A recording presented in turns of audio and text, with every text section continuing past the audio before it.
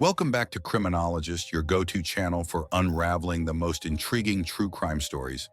Today we dive deep into the haunting case of Karen Gregory, a talented graphic artist whose life was tragically cut short in May 1984. If you're captivated by true crime mysteries, make sure to subscribe and hit the notification bell to stay updated with our latest content. In May 1984, 36-year-old Karen Gregory, a graphic artist from Albany, New York, embarked on a new chapter in her life. She had recently moved in with her boyfriend, David Mackey, to Gulfport, Florida, and had gotten a job as graphic designer. In mid-May of 1984, Karen's boyfriend, David, was away in Rhode Island at a conference, leaving Karen alone at the house. Karen had decided to move her things from her old apartment that she shared with her friend Anita Kilpatrick to her new home with her boyfriend. On May 22, 1984, Karen collected her belongings and went back home to drop it off. Later that evening, she headed out for dinner with another friend, Naverne. Arriving at Naverne's place at around 7:30 or 8 p.m., she left Naverne's house sometime after 12 a.m. This would be the last time she was seen alive. The next day, on May 23, 1984, David called Karen from Rhode Island. However, she did not pick up her phone. He called Karen's friend Anita, but she told him that she hadn't heard from her either. David figured she may have been busy with work and decided to call her the next morning before Karen leaves for work. The next morning, on May 24th, David called Karen again. However, the call went unanswered. David, now worried, called Karen's workplace, but she hadn't shown up for work for the last 2 days. David then called his neighbor, Amy Brusler, and asked her to check up on Karen as he was unable to reach her. Amy discovered that Karen's car was in the driveway. She knocked on the side door. However, no one answered. She then tried the front door and found broken glass on the porch. Amy knocked on the door, but there's no answer. She then walked around to the back of the house and found an open bedroom window. Peering inside, she saw a horrifying sight: Karen's lifeless body covered in blood. Terrified, Amy called the police. Karen had been stabbed multiple times in the neck, with defensive wounds on her hands. There was blood all over the house: windowsills, curtains, walls, and carpet. Despite the blood-soaked surroundings, the medical examiner struggled to determine the time of death or identify specific injuries due to extensive, dried blood on her. Investigators suspect the attack originated in the bedroom, continued into the hallway, and Karen may have attempted to escape to the porch before being pulled back into the house. Police found several handprints also in dried blood on her lower back and her legs, but they were not of any investigative value. Strangely, Karen was wearing a black lace teddy over a t-shirt. It looked like the killer had forced the piece of lingerie on her during the attack. Additionally, investigators discovered a dried, bloody footprint in Karen's bathroom. Since Karen did not have blood on her feet, it was believed that the print likely belonged to the killer. The print showed bare feet rather than shoes, suggesting that the killer was barefoot. There was no sign of forced entry, leading authorities to consider the possibility that the killer was known to Karen. An autopsy revealed that she had been beaten, stabbed at least 13 times, and circularly assaulted. Her cause of death was a slit of throat. There were also defensive wounds on her hands, suggesting she had fought her attacker. It was determined she had been dead for more than a day. Police started their investigation by questioning her friends, family, and neighbors. During their questioning, several neighbors told police they had heard a scream on the early morning hours of May 23, 1984. One neighbor, Arthur, told police he was reading in bed when he heard a short, agonizing scream at 1:15 a.m. on May 23rd. Another neighbor, Martha Borkowski, who lived directly across the street, also heard the same scream, followed by what sounded like a door slamming. Residing diagonally across from Karen and David's residence, Glenda Harness also heard the scream. She told police she looked out her window and saw her garage light was off. She couldn't see her partner, George Lewis, who was busy working in the garage. George returned 20 minutes later, and the couple went to bed. Police also questioned her partner, George Lewis. George was a respected firefighter and the unofficial captain of the neighborhood watch in his community. He told police he had also heard faint scream from his garage where he was working on his motorcycle. He said he'd gone outside to check it out but didn't see anything. Additionally, he told the police that he had seen a man later that evening at Karen's house. The man arrived at the house in a van, knocked on Karen and David's front door. After no one answered the door, He returned to his van briefly and then placed a note on the windshield of their car. After waiting for a few more minutes inside his van, the stranger left. Intriguingly, a note was indeed discovered tucked under the wiper of David's car. The note said, "Karen and David, hello. Stopped by about 7:15 or so, but saw no signs of life. Many to do tonight, so I probably won't be back, but I have something you wanted. We'll be home not too late." It was found that more than a dozen neighbors heard the scream, however, called the police.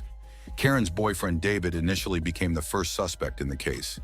David had been in Rhode Island at the time. He claimed to have been alone in his motel room during the murder hours. The police investigation revealed that it was possible to get a flight to Gulfport and return back to attend the conference.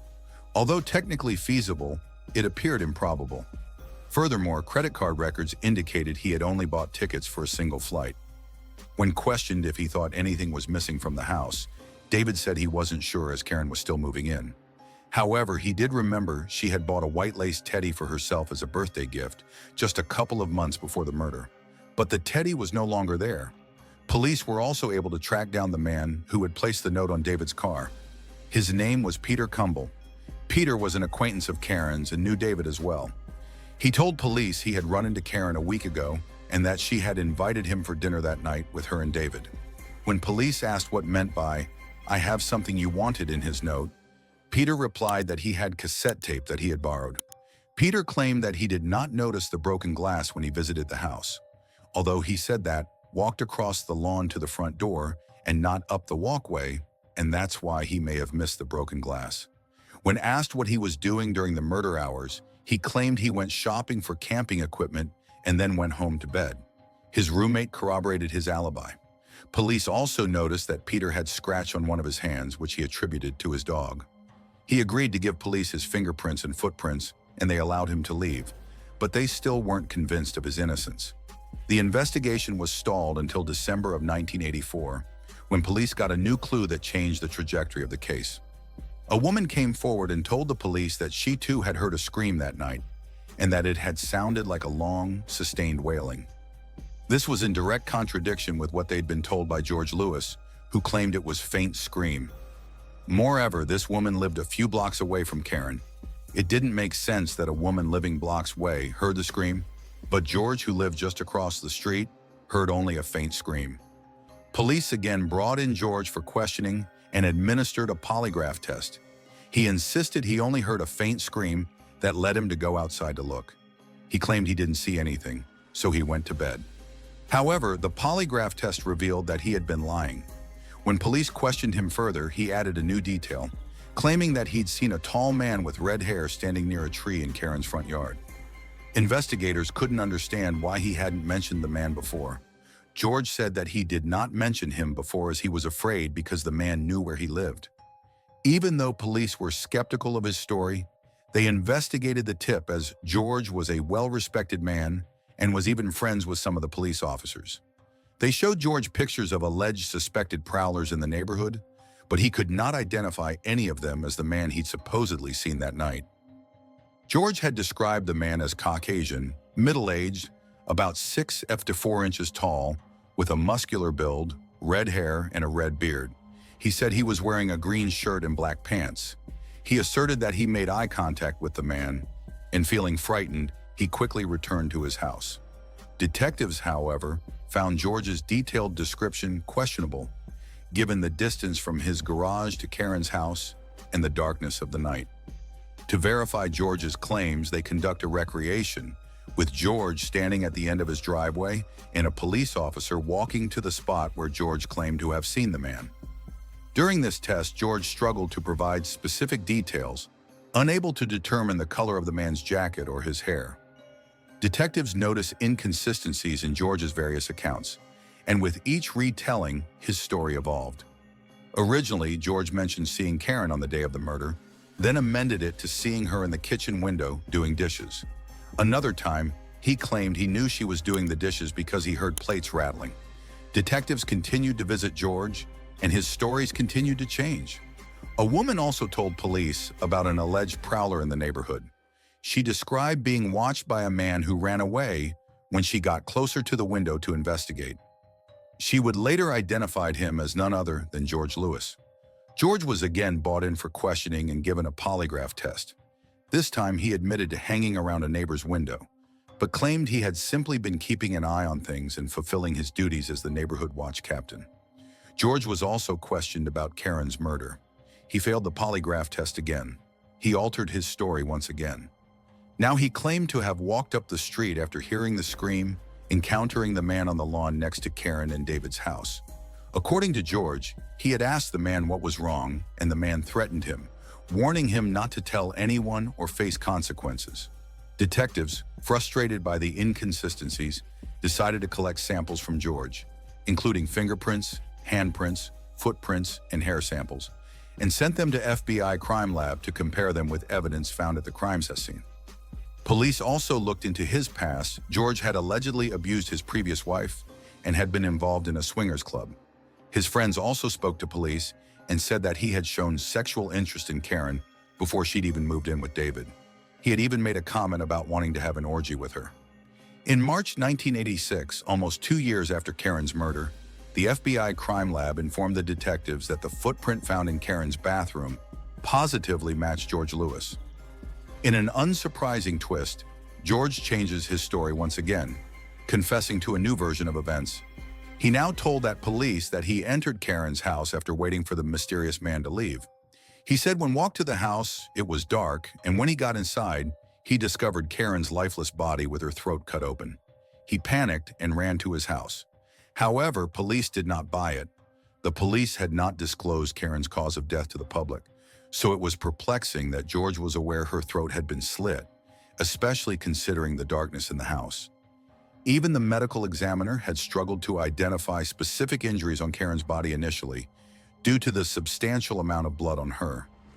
The final nail in the coffin was that police had interviewed a woman who revealed that a few months after Karen's murder, George and Glenda had separated for a few months. The woman said that she had been dating George, and on her birthday, he had given her a white lace teddy as a gift. It was the same teddy that Karen had bought, but was missing from the house. George was arrested in March 1986 and charged with Karen's murder. Police believe George waited until David was out of town to REB and murder Karen. He was found guilty of first-degree murder and sexual assault and received a life sentence. George died in prison in 2015.